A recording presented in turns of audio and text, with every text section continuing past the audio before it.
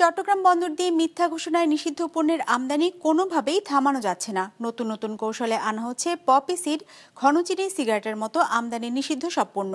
কাস্টমসের হাতে কিছু পণ্য ধরা পড়লেও বেশিরভাগই থেকে যাচ্ছে ধরাছোঁয়ার বাইরে, এমনটাই জানান চট্টগ্রাম বন্দর ব্যবহারকারীরা। নাজমুল সাদেকের রিপোর্ট, ক্যামেরায় ছিলেন রবিউল টিপু।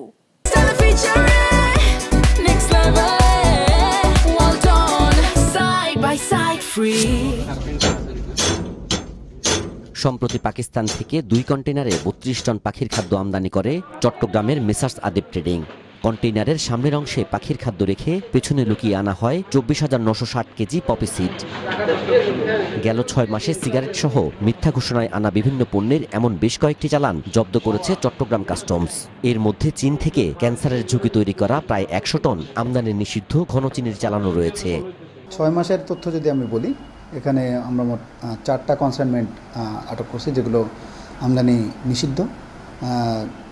তার মধ্যে একটা হচ্ছে সিগারেট, এর মধ্যে একটা পপি সিড এর কনসাইনমেন্ট ছিল, আর 2টি ঘনচিনির কনসাইনমেন্ট আমরা আটক করি। সিএনএফ এজেন্টরা বলছেন, মিথ্যে ঘোষণায় আমদানি নিষিদ্ধ পণ্যের পরিমাণ ধরা পড়া পণ্যের চেয়ে অনেক বেশি। অভিযোগের তীর কাস্টমস কর্মকর্তাদের দিকেও। নিশ্চিত হয়ে বলতে পারছি না, কিন্তু আমরা বাজারে দেখছি যে আমদানিকৃত সিগারেট চলে যাচ্ছে বাজারে, কিন্তু আপনি কাস্টমসের ডেটাবেস পরীক্ষা করে দেখেন, 100 লাখ সিগারেটই আমদানি হয়নি। তো এই বিষয়গুলি আমাদের কাছে ভৌতিক মনে হয়, এবং এই বিষয়গুলি বন্ধ করার জন্য কর্তৃপক্ষ, এনবিআর এগুলি কড়াকড়ি ব্যবস্থা নেবেন, কার্যকর ব্যবস্থা নেবেন, এইটাই আমাদের প্রত্যাশা। 1-2 জন সিএনএফ এজেন্ট তারা ধরেন সমন্বয় করে কাস্টম এবং বন্দর, শিপিং এজেন্ট সবার সাথে সমন্বয় করে, আমদানিকারকের সাথে সমন্বয় করে এই পণ্যগুলো আমদানি করে থাকে।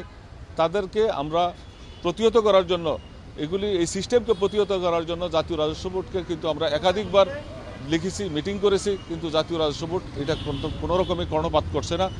তবে চট্টগ্রাম কাস্টমস হাউস বলছে, বারবার কৌশল পরিবর্তন করে নিষিদ্ধ পণ্য আমদানি করছে অসাধু চক্র।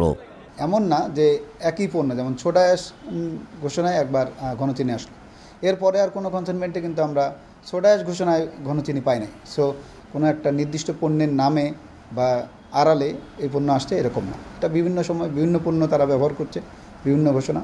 যারা আমদানিকারক এই পণ্য চালানগুলো, আমদানি নিষিদ্ধ পণ্য আমদানি করেছে, তাদেরকেও আমরা তাদের যে বিন নাম্বার সেটাও লক করা আছে। কাজেই বিন লক হয়ে গেলে সে আর এই পণ্য ছাড়াও কোনো পণ্যই আমদানি করতে পারছে না। বন্দর ব্যবহারকারীরা বলছেন, এর ফলে রাজস্ব হারানোর পাশাপাশি নেতিবাচক প্রভাব পড়ছে দেশের বাজারে। মিথ্যা ঘোষণা পণ্যটা কিন্তু আমাদের দেশের জন্য একটা বিশাল সুনাম, সেই সাথে আমাদের জাতীয় যে অর্থনীতি, আমাদের যে রাজস্ব আদায়, তার সাথে কিন্তু জড়িত আছে। তো এই বিষয়গুলোকে আরও কঠিন এবং কঠোরভাবে কিন্তু এগুলো তদারকি করা উচিত। অবৈধ পণ্য আমদানি রোধে আরও কার্যকর কৌশল নির্ধারণ ও কঠোর পদক্ষেপ নেওয়ার দাবি জানিয়েছেন বন্দর ব্যবহারকারীরা। নাজমুল সাদেকি, বিজনেস রিপোর্ট, মাছরাঙ্গা টেলিভিশন।